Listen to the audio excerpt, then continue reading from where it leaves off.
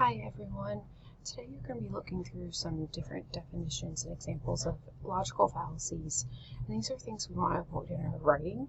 And before you looked at the PowerPoint and handouts, I just wanted to kind of give you a quick background on what logical fallacies are and why we'd want to avoid them. So logical fallacies are arguments made with faulty reasoning. So we typically apply these to academic arguments, especially or more formal arguments, but you don't really have evidence, but your reason behind why you think something is true or why you think something should be done doesn't really quite add up. It's illogical, but it's going to sound true. So, some people might be like, my candidate is the best to run the city, he's honest, and he's great with people.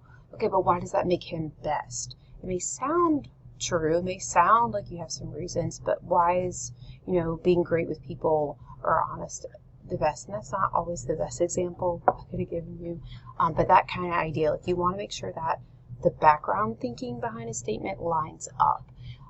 These statements, if you use logical fallacies, can weaken your writing, even if it sounds persuasive, because if somebody recognizes that you're using a logical fallacy or that you're kind of making illogical connections, they're going to start questioning if they should really believe you and if you really have thought through your process.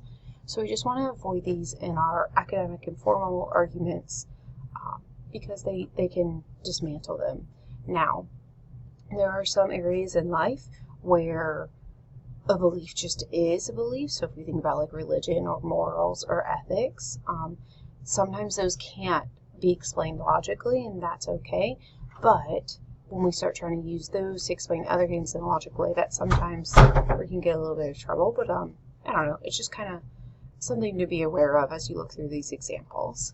So make sure you review the PowerPoint and the PDF with definitions, and then you're going to get some practice in with some multiple choice.